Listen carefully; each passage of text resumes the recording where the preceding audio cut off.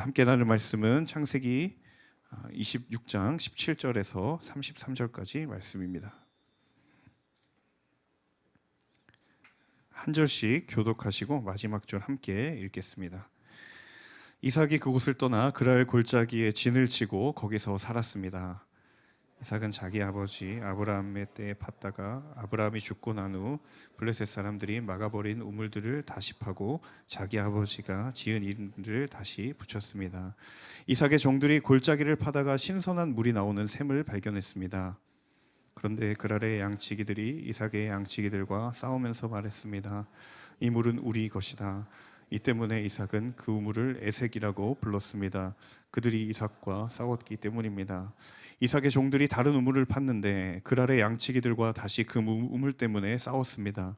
그래서 이삭은 그 우물을 신나라고 불렀습니다. 이삭이 그곳에서 옮겨 또 다른 우물을 팠습니다. 이번에는 아무도 싸움을 걸어오지 않았습니다.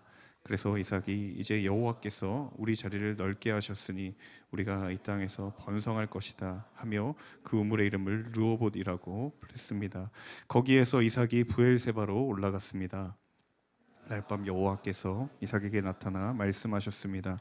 나는 내 아버지 아브라함의 하나님이다. 내가 너와 함께 있으니 두려워하지 마라. 내가 내 종 아브라함을 위해 내게 복을 주고 내 자손이 번성하게 하겠다. 이삭이 그곳에 제단을 쌓고 여호와 이름을 불렀습니다. 이삭이 거기에 장막을 쳤고 이삭의 종들은 그곳에서도 우물을 팠습니다.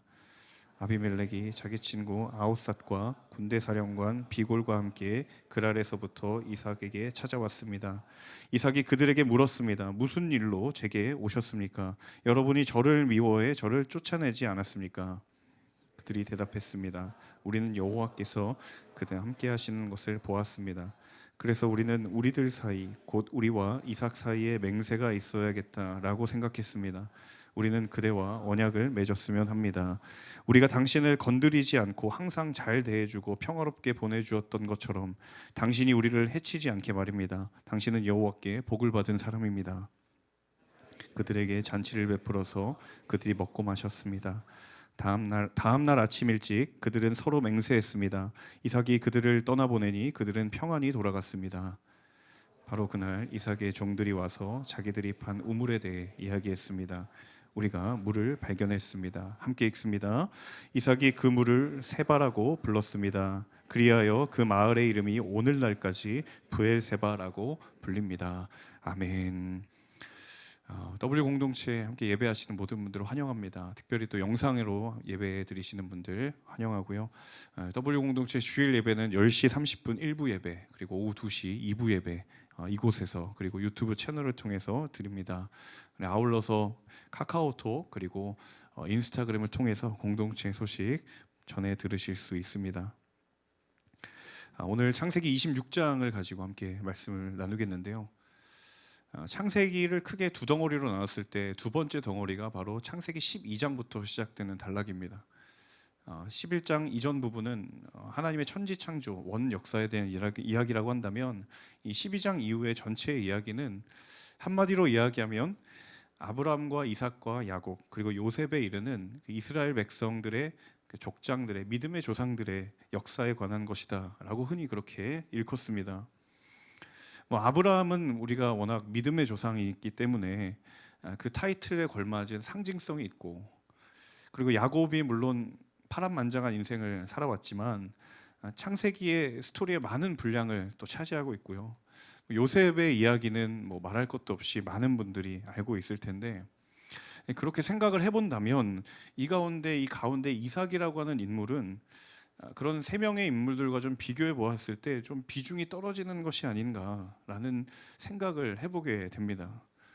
심지어 창세기의 절대적인 그 분량만 놓고 따져도 온전히 이삭에게 조명된 이야기가 그렇게 분량이 많지 않습니다. 그럼에도 불구하고 이삭은 믿음의 계보의 역사에 굉장히 중요한 사람 가운데 한 사람이고, 아브라함과 이삭과 야곱과 요셉의 계보를 이어가는 중요한 영적인 다리의 역할을 하고 있죠. 자, 그런 측면에서 오늘 이 본문의 주인공 이삭의 이야기는 왜 이삭이 그 믿음의 계보에 있어야 되는 인물이어야 하는가? 왜 이삭이 믿음의 계보에 있는 인물일 수밖에 없는 것인가? 지금도 이제 유대인들이 자신의 자녀들을 축복할 때 아브라함의 하나님, 이삭의 하나님, 야곱의 하나님이 너를 축복하기를 원한다라고 하는 그 축복의 기도 가운데에 이삭은 왜 포함된 것일까? 바로 이 물음에 대한 대답을 찾아가는 중요한 본문이라고 할 수 있습니다. 오늘 이 이야기를 이해함에 있어서 가장 중요한 키워드 중에 하나는 바로 우물이라는 키워드입니다. 계속해서 우물에 대한 이야기가 나오죠. 성경을 보시면 우물은 굉장히 중요한 장소이기도 하고 중요한 의미를 가지고 있는 곳인 것 같아요. 지리적으로 그곳이 팔레스타인 사막 기후였기 때문에 생존에 필요한 절대적인 요소 가운데 하나가 바로 물입니다. 그 물을 바로 우물에서 기르는 그러한 시대였고요. 그리고 성경을 보시면 여러 가지 사건들이 있지만 가장 대표적인 사건, 예수님께서 낯선 사마리아 땅에 가서 한 여인을 만나 그 지난 날에 하나님을 떠나 있었던 인생을 뒤로하고 정말 예수 그리스도의 생명의 근원을 경험하게 된 그 자리가 바로 우물가였습니다. 우물가의 여인이었죠. 자, 오늘 본문도 그 우물에 관련된 이야기인데 먼저 17절과 18절의 말씀을 다시 한번 읽어보겠습니다. 이삭이 그곳을 떠나 그랄 골짜기에 진을 치고 거기서 살았습니다. 이삭은 자기 아버지 아브라함의 때에 팠다가 아브라함이 죽고 난 후 블레셋 사람들이 막아버린 우물들을 다시 파고 자기 아버지가 지은 이름들을 다시 붙였습니다. 이삭의 아버지 아브라함이 죽고 나서 하나님께서 이삭에게 찾아오십니다. 오늘 본문 앞부분에 해당하는 내용인데 하나님께서 이삭에게 그렇게 이야기하셨어요. 이집트로 내려가지 말고 내가 너에게 일러주는 땅에 거기 가서 살아라. 이삭이 그 말씀에 순종을 합니다. 그래서 그 말씀을 따라서 이집트로 내려가지 않고 그대로 거기에 머물게 되죠. 자, 그런데 마침 그곳에서 농사를 지으며 사는데 엄청난 수확의 축복이 일어났습니다. 그래서 100배에 가까운 결실을 얻고 그리고 그 지역에 상당한 거부가 됩니다. 그러니까 말 그대로 내 뜻대로 하지 않고 하나님의 뜻대로 순종했더니 굉장히 놀라운 축복의 경험, 그 결과를 본인이 누리게 된 것이죠. 자, 거기까지는 너무 좋았는데 그리고 나서 그 이삭이 엄청난 부자가 됐다라는 소식을 듣고 근처에 있는 민족들 중에 블레셋 사람들이 이삭을 견제하기 시작합니다. 그러니까 아버지 아브라함 때에 팠던 그 우물을 다 흙으로 메어버리고 심지어 블레셋 왕의 아비멜렉이라고 하는 왕은 우리가 보니까 너가 그대로 냅두면 점점 더 강해지니까 그것은 우리는 감당할 수 없으니 너 이걸 떠나라. 극심한 전쟁에 시달렸던 상황들을 마주하게 됩니다. 자, 원래 이삭이 거주하고 있었던 곳이 굉장히 이미 본인은 정착을 했고 굉장한 수확을 거두는 사실은 떠날 이유가 전혀 없는 곳이에요. 그리고 사실 이삭이 이제는 유목민이 아니었기 때문에 농경 사회에서 농사를 하고 있었기 때문에 거주하던 곳을 옮긴다라는 것은 사실 쉬운 일이 아닙니다. 가축을 키운다면 그냥 가축 데리고 장막을 걷고 이동하면 되지만 지금은 그런 상황이 아니다라는 거예요. 그런데 이삭이 떠날 수밖에 없었고 그렇게 옮겨간 곳이 오늘 17절에 있는 그랄 골짜기라는 곳입니다. 어떤 곳인지 정확히 알 수는 없지만 적어도 이곳이 자신을 괴롭혔던 블레셋의 영향권 바깥에 있는 곳이었던 것 같습니다. 그곳에 이르러서 블레셋 사람들이 막았던 아브라함의 우물들을 다시 파고 그리고 그 우물의 이름을 아버지 때 붙였던 우물의 이름으로 다시 붙입니다. 왜 그렇게 했을까? 성경에서의 이름이라고 하는 것은 굉장히 중요한 의미를 가지죠. 그 이름 자체가 그 사람의 정체성이고 본질입니다. 그러니까 블레셋 사람들이 메어버린 아브라함의 우물에 다시 이삭이 아버지 때의 옛 이름을 붙였다라는 것은 하나님께서 그때 우리 아버지를 통해 우리 가정해 주셨던 은혜를 다시 기억하고 다시 고백하고 붙들겠다라는 그 의지와 결단이 담겨져 있는 거죠. 그러니까 우리도 어떤 선택의 기로에 있거나 혹은 갑작스러운 어떤 변화의 상황에 마주했을 때 뭔가 결정을 해야 되는 상황들을 마주하게 되기도 합니다. 그럴 때 우리가 그 판단의 기준으로 삼는 많은 부분들 중에 한 가지는 내가 이전에 이런 상황과 유사했던 앞선 먼저 경험했던 것으로부터 조언을 받거나 도움을 받으려고 하는 경향들이 있죠. 뭐 예를 들면 취업이냐 아니면은 계속해서 공부를 하느냐 이런 상황들, 혹은 이 회사에 남느냐 아니면 떠나느냐, 뭐 이런 경험들을 이전에라도 했다라고 한다면 과거의 경험들을 되짚어보고 그것으로부터 지금 내가 그럼 어떻게 선택할 것인가에 대한 근거들을 우리가 찾아가는 그런 우리의 모습들이 있습니다. 자, 그렇다 보니까 그렇다라고 한다면 우리에게 무엇이 기억되어 있는가, 그리고 무엇이 그 상황에 떠올리고 있는가가 중요할 수밖에 없는 거죠. 자, 이삭의 상황이 그랬다라는 거예요. 지금 자신은 의지와 상관없이 떠나야만 하는 상황이고 그 상황 자체도 너무 억울하고 이해할 수가 없는 상황에 처해 있는데, 이삭은 자신의 아버지 때에 우리 가정에게 부어주셨던 하나님의 은혜를 선택의 기준으로 삼고 싶었던 거예요. 여러분, 하나님의 사람들은 하나님의 행하심을 기억하고 그것을 따라 판단하고 나아가고 선택하는 사람들인 줄로 믿습니다. 우리 안에 하나님에 대한 경험들은 그렇게 활용하는 거예요. 그때 그냥 하나님 내게 은혜 주셨지라고 추억하는 것이 아니라 오늘 내 삶의 결정과 판단을 그 은혜의 순간들을 가지고 오는 거예요. 여러분, 그러한 믿음의 분별이 있는 저와 여러분 되실 수 있기를 주님의 이름으로 축복합니다. 이어지는 19절과 21절의 말씀입니다. 함께 읽겠습니다. 이삭의 종들이 골짜기를 파다가 신선한 물이 나오는 샘을 발견했습니다. 그런데 그랄의 양치기들이 이삭의 양치기들과 싸우면서 말했습니다. 이 물은 우리 것이다. 이 때문에 이삭은 그 우물에 에색이라고 불렀습니다. 그들이 이삭과 싸웠기 때문입니다. 이삭의 종들이 다른 우물을 팠는데 그랄의 양치기들과 다시 그 우물 때문에 싸웠습니다. 그래서 이삭은 그 우물을 신나라고 불렀습니다. 자, 거주지를 옮겼습니다. 새롭게 옮겨진 곳에서 아니나 다를까 이삭의 종들이 열심히 땅을 파서 우물을 발견하게 됩니다.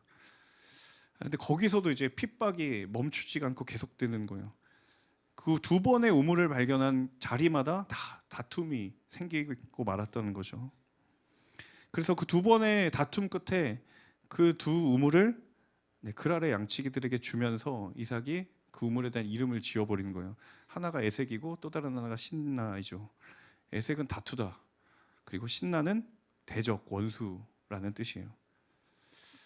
갖지 못할 바에는 이름이라도 지어서 저주하겠다, 약간 이런 그런 마음인가 싶기도 하고, 결국 주게 되었어요. 제가 이 상황 가운데 좀 이삭의 마음이 어떠했을까를 곰곰이 묵상해 보았습니다. 처음엔 너무 좋았어요. 이집트로 내려가지 마라, 내가 너에게 알려준 곳으로 가라. 그렇게 따라갔더니 머물렀던 곳에서 100배에 넘는 축복을 경험했어요. 그런데 거기까지는 좋았는데 그 이후로부터는 풀리지가 않는 거예요. 억울함을 당하고 그 땅을 떠나야 하고. 만약 그때 이삭이 지난 날을 되돌아보면서 그때 이집트로 내려갈 걸 그랬나? 라고 생각할 수도 있지 않았을까? 하나님 순종했더니 조금 좋았는데 아닌 걸 보면서 이거 역시 이집트로 내려갈 걸 그랬다. 자신의 눈에 보이기엔 충분히 더 나아 보이는 선택을 할 수도 있었을 것 같지만 이삭은 그러지 않았거든요. 끝까지 그래도 하나님 내가 따르려고 했습니다. 그런데 거기에서도 마주한 게 뭐냐면 에색과 신나였던 거예요. 다툼과 대적이었던 거예요. 차라리 이삭이 자기 마음대로 결정을 해서 내 의지대로 선택해서 지금 이런 상황이 벌어졌다면 할 말 없죠. 내 잘못이니까. 우리도 때로 그런 생각하지 않으세요? 하나님 순종해서 얻은 결과가 별로 좋지 않으면 차라리 내 마음대로 속 시원하게 그냥 결정이라도 해서 똑같은 결과를 얻는다고 해도 차라리 내가 잘못했으니까 결론이 너무 적어도 그렇지는 않겠느냐라는 생각을 하는데, 감당하고 그냥 회개하면 되니까. 그런데 지금 그런 상황이 아닌 거예요. 오히려 하나님께 원망하고 싶은 마음이 불쑥불쑥 일어날 수도 있는 상황이에요. 하나님 따라왔더니 지금 이 모양 이 꼴 됐습니다. 꼭 그럴 때 이제 공동체에서나 뭐 이렇게 지체들 보면 굉장히 격려한답시고 이 또한 지나갈 거야. 근데 가만 보면 그 말하는 사람은 그런 어려움 겪지 않은 것 같고, 버티면 다 하나님의 때가 오는 거야. 우리도 뭐 스스로 다 그런 얘기 한 번쯤은 다 하면서 지나가 보려고 애를 쓰죠. 근데 그 말도 사실 한두 번이지, 그 시간의 길이들이 길어지면 길어질수록 정말 하나님 맞습니까? 라는 물음들이 불쑥불쑥 튀어오르는 그게 어쩌면 우리의 솔직한 현실이 아닐까. 이삭의 믿음이 우리에게 도전을 주는 지점이 바로 여기에 있는 거예요. 두 번의 우물을 팔 때마다 쫓아와서 이삭에게 싸움을 걸었습니다. 이삭의 입장에서는 얼마든지 소유권을 주장할 수 있었어요. 여러분, 이 우물 파는 게 모래성 쌓기 정도 이런 게 아니잖아요. 얼마나 팠겠어요. 하나 열심히 파서 와 물이다 했는데 누가 와가지고 그거 내놔라. 이삭이 좀 선한 마음으로 주고 나서 그래 한번 또 파보자 했는데 나왔어요. 와 물이다 했는데 또 와가지고 그거 내놔라. 얼마나 열이 받겠어요. 그러니까 이삭이 지금 힘이 없기 때문에 그걸 내주는 게 아니에요. 이미 이삭은 저쪽 이동하기 전에 땅에서 수확을 엄청나게 해서 재물도 많았고 재력이 많았어요. 힘을 써서 그 사람들 다 눌러버릴 수도 있고 소유권 주장을 할 수도 있었다라는 거예요. 그럼에도 불구하고 왜 이삭은 다툼이 아닌 다른 방법을 선택했을까? 그의 마음 가운데 있는 하나님의 마음이 있지 않았겠는가? 그의 인간의 마음보다 하나님의 마음이 이삭을 움직이고 있었던 것이죠. 어떤 마음이에요?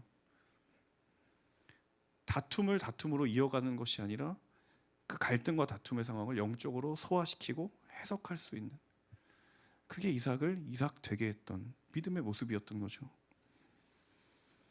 사랑하는 여러분, 우리도 우리의 부르시는 삶의 자리마다 하나님께서 기뻐하시는 화평을 이루기 위하여 부름받은 자들인 줄로 믿습니다.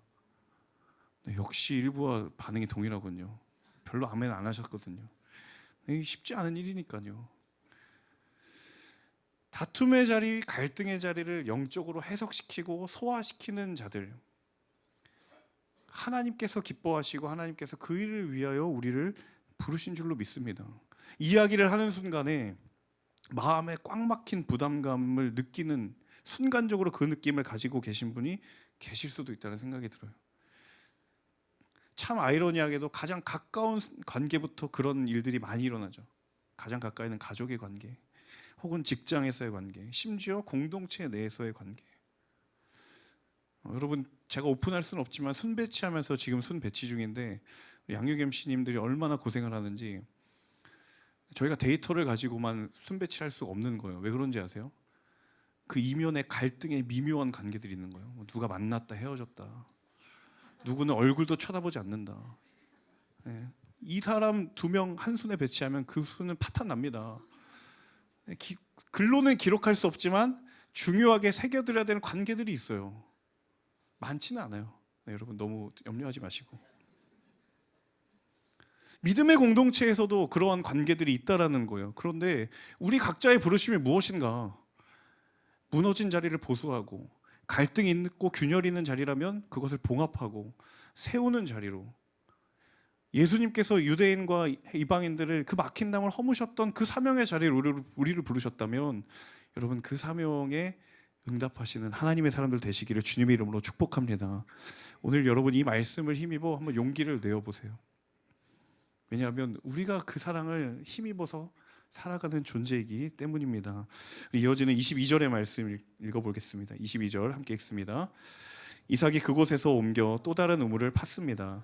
이번에는 아무도 싸움을 걸어오지 않았습니다. 그래서 이삭이 이제 여호와께서 우리 자리를 넓게 하셨으니 우리가 이 땅에서 번성할 것이다 하며 그 우물의 이름을 르호봇이라고 했습니다.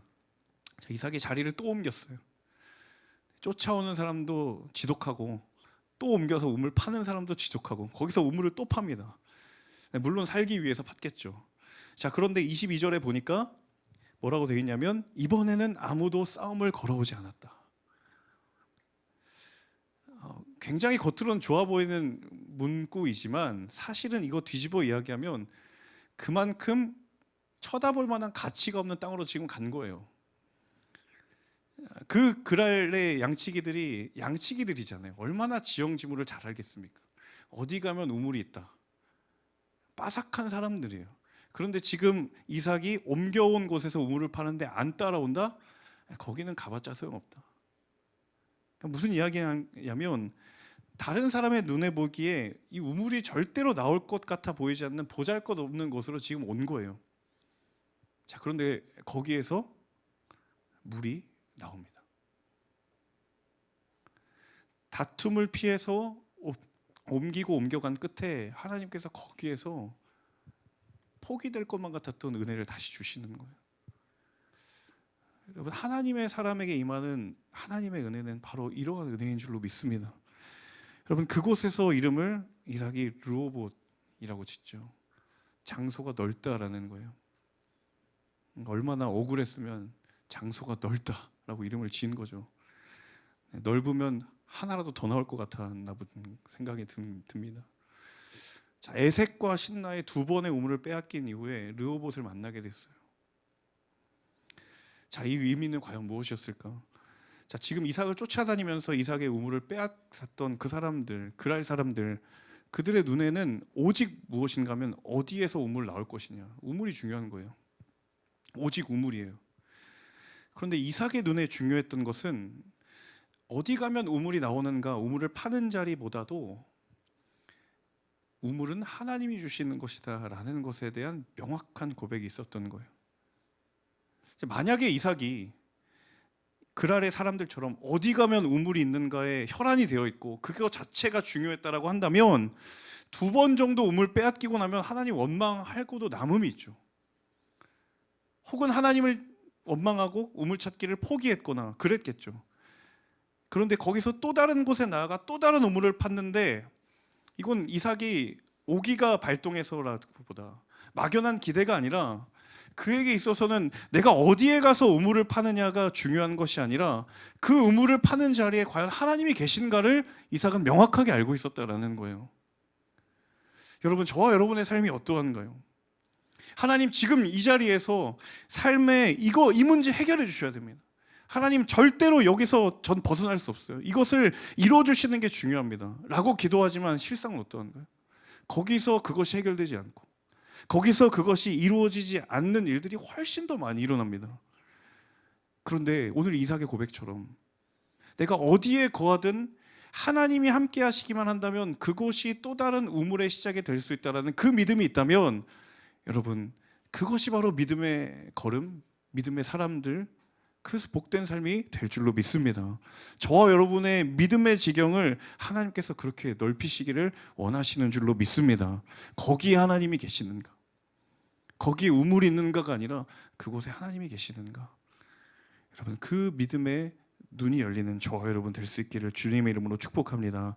우리 여전히 23절에서 25절입니다. 이렇게 읽습니다. 거기에서 이삭이 브엘세바로 올라갔습니다. 그날 밤 여호와께서 이삭에게 나타나 말씀하셨습니다. 나는 내 아버지 아브라함의 하나님이다. 내가 너와 함께 있으니 두려워하지 마라. 내가 내 종 아브라함을 위해 내게 복을 주고 내 자손이 번성하게 하겠다. 이삭이 그곳에 제단을 쌓고 여호와의 이름을 불렀습니다. 이삭이 거기에 장막을 쳤고 이삭의 종들은 그곳에서도 우물을 팠습니다. 하나님의 부르심을 따라 르호봇에서 브엘세바로 이동합니다. 이 지명은 7개의 우물이라는 뜻인데요. 사실은 그 이름보다도 그 당시에는 맹세의 우물이라는 뜻으로 더 잘 알려져 있습니다. 왜 맹세인가 하면 그 이삭의 아버지였던 아브라함이 아비멜렉에게 암양 7마리를 주고 그 우물을 산 거예요. 그 브엘세바에서. 그래서 합법적으로 소유권을 가지게 됐고 자연스럽게 그의 아들 이삭의 유산이 된 거죠. 자, 그런데 그곳에서 처음 한 행동, 이삭의 처음 행동이 무엇이었는가 하면 여러분 잘 보시는 것처럼 그곳에서 제단을 쌓고 여호와 이름을 불렀습니다. 한마디로 말하면 예배드렸다라는 거예요. 그러면서 이미 자신의 아버지 아브라함에게 주셨던 하나님의 약속, 내가 아브라함에게 복 주었듯 너에게도 복 주고 자손을 번성하게 하겠다, 그 약속에 따라서 예배의 제단을 쌓은 거예요. 여러분, 이삭의 인생을 돌아볼 때 사실 이삭의 인생은 하나님의 약속이 있었기 때문에 예배할 수 있는 삶이었어요. 제 말이 무엇이냐면 이 말을 이삭이 본인이 직접 경험한 사람이기 때문이에요. 언제요? 자기 아버지가 나를 제물로 드리려고 했잖아요. 모리아산에서 아버지를 따라가는데 번제를 드리라고 하나님 명령하셔서 번제를 드리고 하는데 하나님이 아브라함에게 너 아들을 제물로 바쳐라. 그 당시 이삭은 너무 어렸던 나이였기 때문에 그 창세기 21장을 보시면 그 이삭이 그 상황을 인지하지 못한 것 같아요. 그래서 아브라함에게 그렇게 반문하거든요. 되묻습니다. 하나님께서 예배드리라고 했는데 그 재물 어디 있습니까? 라고 묻거든요. 그러니까 자신이 재물이 될 것이다라는 것에 대한 인지는 없었어요. 자, 그런데 그 명령, 너희 아들을 제물로 드리라고 하는 그 명령 이면에 실제하고 있었던 하나님의 약속을 아브라함이 보았고, 어떤 약속인가 하면 번제할 어린 양은 하나님이 우리를 위해 친히 준비하시리라. 그 여호와 이레의 하나님의 약속을 아브라함이 보았기 때문에 그 하나님의 약속을 눈으로 확인하고 믿음으로 고백한 순간 이삭 대신 하나님께서 순양으로 하나님께 번제를 드리는 거예요. 그러니까 자기 아들을 내어주는 그 순종의 마음에 하나님께서 주신 약속에 따라 그가 예배했던 거예요. 그러니까 이미 이삭이 어렸을 때 우리 아버지 아브라함이 하나님의 약속이 우리 가정을, 그리고 우리 아버지를, 나를 하나님의 예배자로 세웠다라는 명확한 고백이 이삭에게 있는 거예요. 그래서 브엘세바로 와서 그는 너무도 자연스럽게 하나도 이상하지 않게 예배의 자리를 먼저 나아간 거예요. 왜냐? 그 아버지에 대한 약속은 바로 내게도 주시는 하나님의 약속이기 때문이라는 것을 알았기 때문이에요. 여러분, 우리가 드리는 예배의 자리는 우리 각자의 인생을 향한 하나님의 약속을 붙드는 자리인 줄로 믿습니다. 우리가 예배하는 우리의 삶의 예배의 자리는 저와 여러분의 삶을 향한 하나님의 신실하심을 재확인하고 붙들고 고백하는 자리가 되어야 할 줄로 믿습니다. 혹시 이 가운데에 내 일상의 예배와 그리고 주일의 예배가 타성에 젖은 예배자의 모습으로 너무도 빛이 바래졌다면 오늘 다시 한번 이 말씀을 붙들고 기도하기를 원합니다. 하나님, 제 안에 타성에 젖은 예배자의 모습이 떠나가게 하여 주시옵소서. 하나님의 약속을 나를 힘입어 예배의 자리로 부르실 때 그 약속의 나를 예배의 자리로 부르셨음을 내가 붙들게 하여 주옵소서. 하나님, 거룩한 예배자의 고백으로 다시 서게 하여 주옵소서. 저는 W 공동체가, 그리고 이 공동체에 속한 모든 이들이 그 신령과 진정으로 드리는 예배자의 영성으로 다시 새롭게 되기를 주님의 이름으로 축복합니다. 이어지는 26절과 27절의 말씀인데요, 함께 읽겠습니다. 아비멜렉이 자기 친구 아웃삿과 군대 사령관 비골과 함께 그랄에서부터 이삭에게 찾아왔습니다.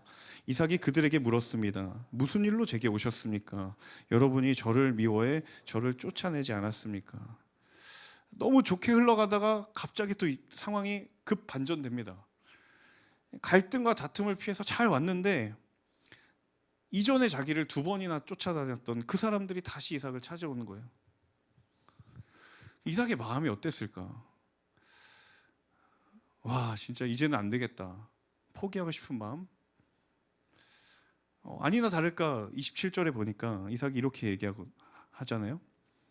당신들이 나를 미워서 쫓아내는 건데 무슨 볼일이 있어서 여기까지 왔냐? 그 27절에 보면 무슨 일로 제게 오셨습니까? 라고 이렇게 표현이 되어 있잖아요. 저는 장담컨대 이렇게 정중하게 얘기 안 했을 거라고 생각합니다. 왜 또 왔어? 속으로 그렇게 생각하지 않았을까요? 와, 진짜 지독하다. 여러분이 저를 미워해 저를 쫓아내지 않았습니까? 이거 완전 뒤끝 장렬이죠. 다 기억하고 있는 거예요. 너희들이 나 미워해가지고 내가 쫓아왔는데 왜 쫓아왔냐? 그런 억울한 마음과 불편한 마음이 뒤섞여 있는 상황인 거예요. 자, 그런데 그들의 대답이 너무도 반전입니다. 자, 마지막으로 28절과 29절 함께 읽겠습니다. 그들이 대답했습니다. 우리는 여호와께서 그대와 함께 하시는 것을 보았습니다. 그래서 우리는 우리들 사이, 곧 우리와 이삭 사이에 맹세가 있어야겠다라고 생각했습니다. 우리는 그대와 언약을 맺었으면 합니다. 우리가 당신을 건드리지 않고 항상 잘 대해주고 평화롭게 보내주었던 것처럼 당신이 우리를 해치지 않게 말입니다. 당신은 여호와께 복을 받은 사람입니다. 28절에 그렇게 이야기를 하죠. 우리는 여호와께서 당신과 함께 하는 것을 보았습니다. 정말 이것만큼 생뚱맞고 엉뚱한 얘기가 어디 있습니까? 그럴 줄 알았다면 이전부터 쫓아다니지 말지. 저는 그랬을 것 같거든요. 심지어 29절에는 뭐라고 하냐면 우리가 당신을 건드리지 않고 항상 잘 대해줬대요. 이 무슨 말이야 이게? 지금껏 이삭이 당한 행동을 생각하면 지금 이들의 말이 해석이 안 돼요. 굉장히 당황스러울 수밖에 없는 거예요. 자기는 다툼을 피해서 자신이 팠던 음을 2번 다 내주고 피해왔고, 그런데 놀랍게도 그런 그의 모습을 통해 그들이 뭘 봤냐면 하나님을 봤다라는 거예요. 하나님이 정말 이삭과 함께하는구나라는 것을 보고 인정했다라는 거예요.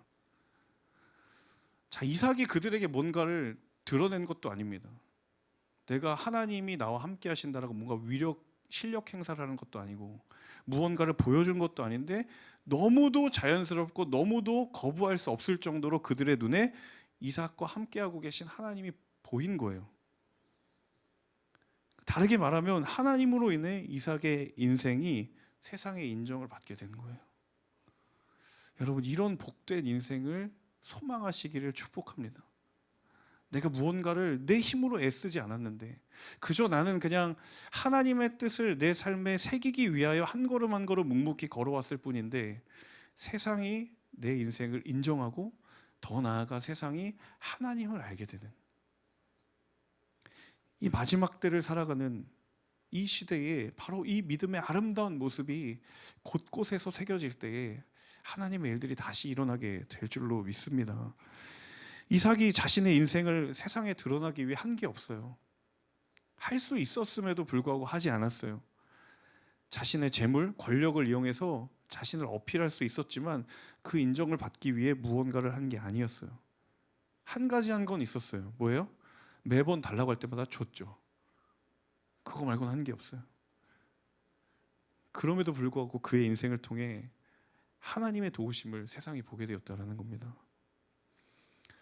저는 우리의 삶이 하나님으로 인해 우리의 삶이 세상에 드러나는 그런 은혜의 지경이 넓혀지는 축복이 있기를 간절히 원합니다. 하나님으로 인하여서 세상을 이기는 삶이 되기를 주님의 이름으로 축복합니다. 그래서 저는 이 이야기의 결론은 한마디로 정의하자면, 오늘 제목을 그렇게 지었지만 정말 하나님께 끝까지 붙들려 있는 인생은 하나님께서 책임지신다. 내가 너 책임지겠다. 하나님께 끝까지 붙들려 때로는 실수할 수도 있고 넘어질 때도 있지만 그래도 하나님 끝까지 따라가려고 하는 그 인생, 내가 너 끝까지 책임지겠다. 이것이 사실 말씀이 주는 우리의 약속이고 신실한 하나님의 약속에도 불구하고, 여러분, 이 시대를 살아갈 때 그 약속이 얼마나 우리에게 호소가 되고 설득력이 있습니까? 오히려 정반대로 하나님의 약속보다 더 유효한 것처럼 보이는, 하나님의 약속보다 더 좋은 것처럼 보이는 그 끊임없는 유혹과 도전 앞에, 여러분, 오늘 다시 한번 믿음의 눈을 들어 그 믿음의 눈이 열리고 하나님의 뜻을, 기준을 분별하는 믿음의 사람 될 수 있기를 축복합니다. 하나님께서 그 걸음을 출발하게 하셨으면 반드시 그 일을 이루실 줄로 믿습니다. 여러분이 이삭과 함께 하시는 하나님을 깨닫게 된 이삭을 찾아온 사람들이 이삭과 언약을 맺은 장소가, 그 지명의 이름이 브엘세바거든요. 여러분, 이후의 성경의 역사에, 특별히 열왕기상의 역사로 들어가면 여러분 이런 표현이 있어요. 단에서 브엘세바까지. 우리말로, 우리의 상황으로 바꾸면 할라에서 백두까지입니다. 단은 이스라엘의 최북단, 브엘세바는 이스라엘의 최남단이에요. 유대인들은 아브라함의 역사부터 자신들에게 이르기까지 그 모든 역사를 다 알고 있습니다. 먼 훗날 시간이 흘러서 이스라엘 백성들의 왕국이 세워졌을 때 단에서 브엘세바까지라는 지명을 정하고 브엘세바를 기억했더니 이삭의 이야기가 생각나는 거죠. 그때 우리 조상 이삭이 하나님의 뜻을 저버리고 자기 마음대로 할 수 있었지만 끝까지 하나님을 놓지 않고 나아갔을 때 거기 하나님의 뜻이 여기 있었구나. 그들이 그걸 발견하게 되는 거예요. 하나님께 붙들려야 되는 인생의 이유가 여기 있구나. 그 브엘세바라는 지명을 바라볼 때마다 그들은 도전이 있는 거예요. 끊임없이 세상이 우리에게 믿음을 가진 사람들이 위축되고 하나님을 따르는 이들이 점점 세상의 소수가 되어가는 시대 속에서 하나님 왜 내게 말씀을 계속 주시는가? 하나님 왜 내게 분별의 명령을 허락하시는가? 여러분, 우리 한 사람 한 사람에게 하나님이 거시는 기대가 있기 때문인 줄로 믿습니다. 여러분 한 사람이 그 기준이 되어주시고, 저와 여러분이 세상의 그 명확한 기준이 되어주신다면, 여러분 우리의 지경에 에색과 신나와 같은 우물을 로봇으로, 브엘세바로 바꾸시는 하나님의 은혜의 역사가 다시 시작될 줄로 믿습니다. 여러분 그 말씀의 약속에 붙들린 자들이 되십시오. 그리하면 하나님께서 우리의 인생을 끝까지 책임지실 줄로 믿습니다.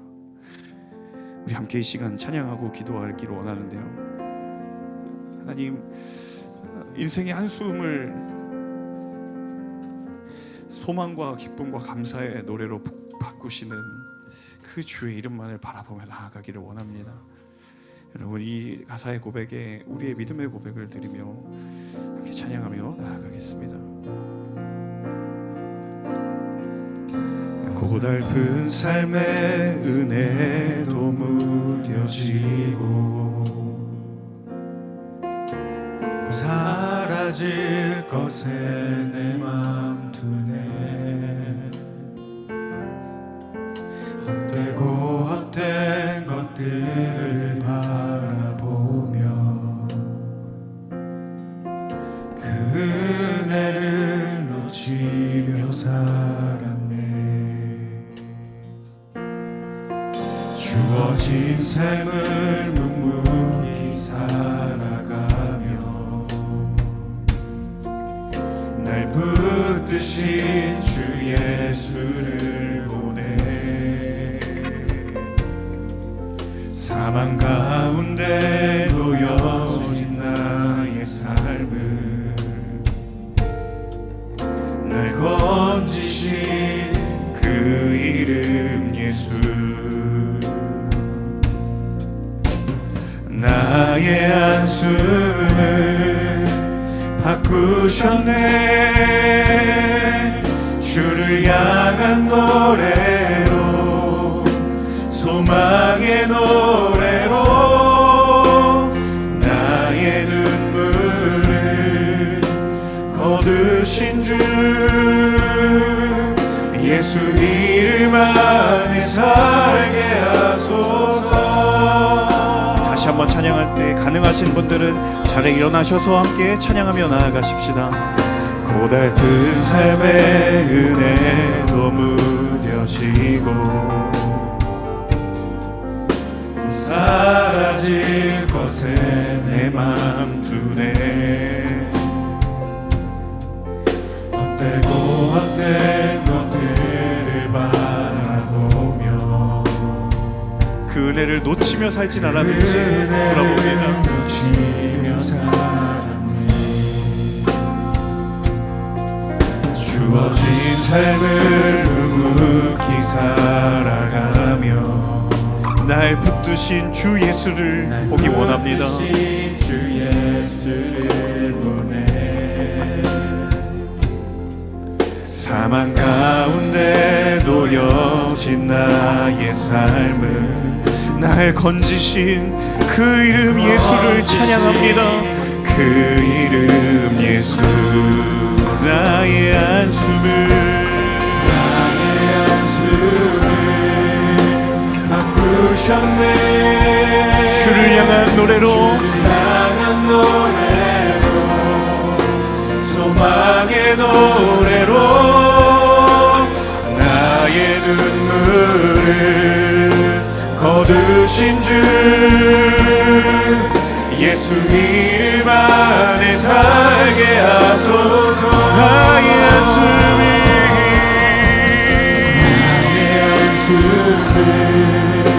바꾸셨네.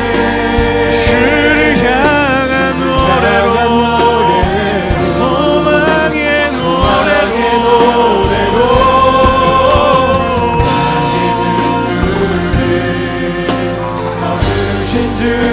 주여 우리의 인생이 예수 안에 거하기를 원합니다. 우리 다시 한번 전심으로 고백합니다. 나의 한숨을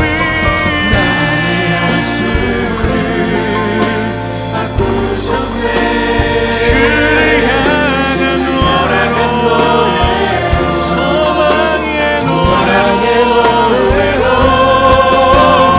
나의 눈물을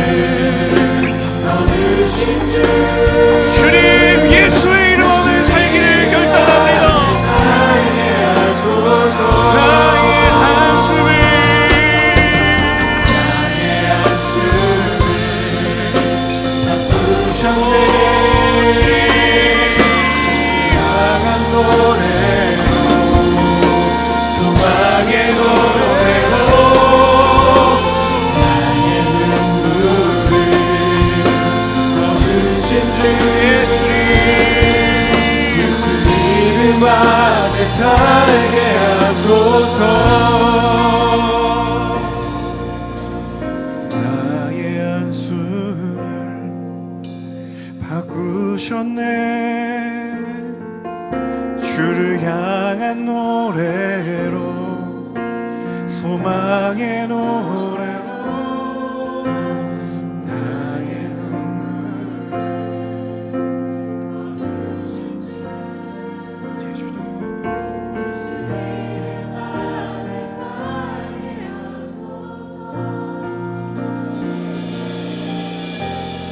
함께 이 시간 기도할 때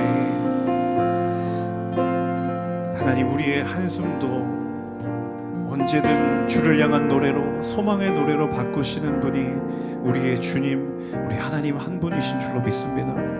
하나님 막혀버린 우물들을 바라보며 하늘을 들어 그 하늘을 향하여 눈을 들어 주님을 바라보며 다시 한번 샘솟는 우물의 역사를 이어가실 것을 기대하고 바라보았던 그 이삭의 믿음을 하나님 우리가 갖기를 원합니다.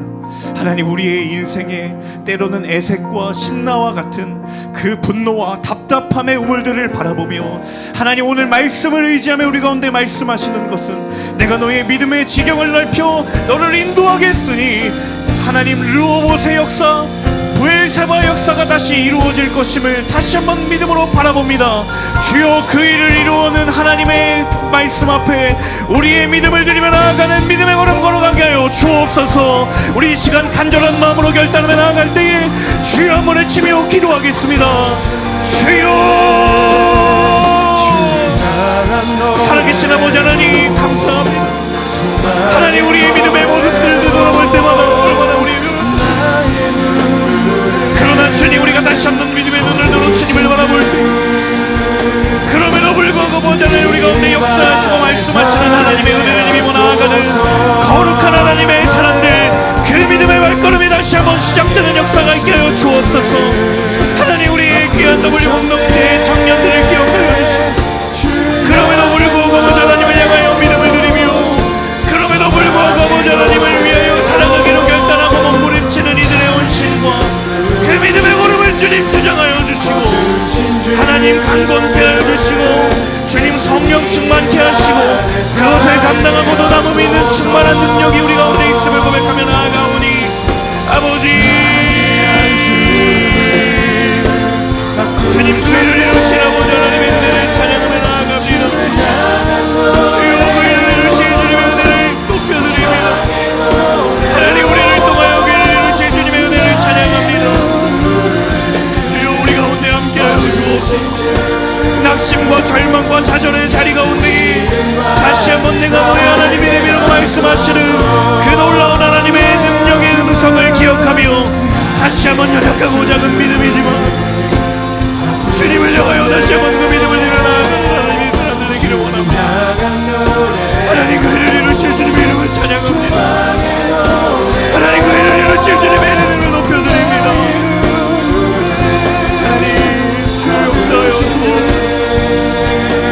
오직 예수 이름에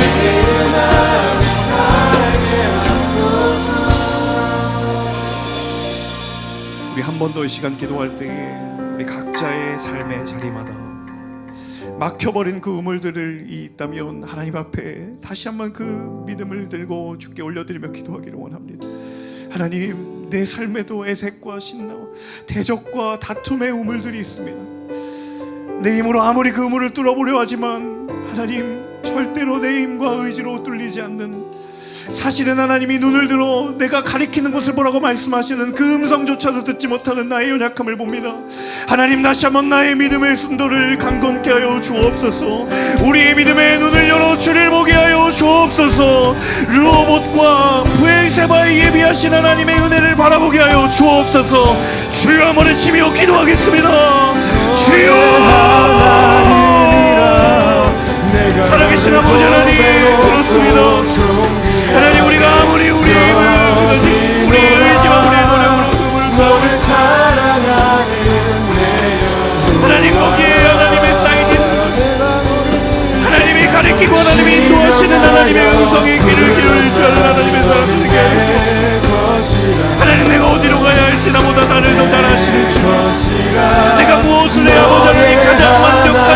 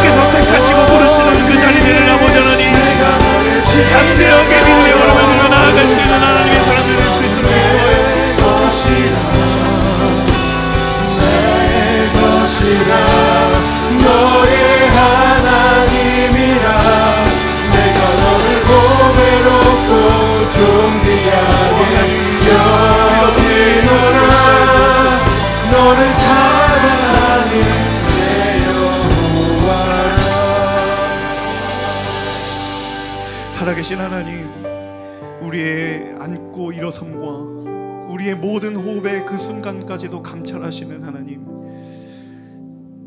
하나님 그 신실하신 하나님의 인도하심이 단 한 번도 우리의 삶을 떠난 적이 없었지만 우리의 연약한 믿음과 그리고 하나님보다 더 나아 보이는 또 다른 대안의 우리의 마음의 시선과 그 모든 영혼들의 초점을 빼앗긴 채 하나님께서 지시하시는 것을 바라보지 못했던 우리의 모습들을 되돌아보며 하나님, 왜 내게 다시 이 말씀을 통해 주시는 것입니까?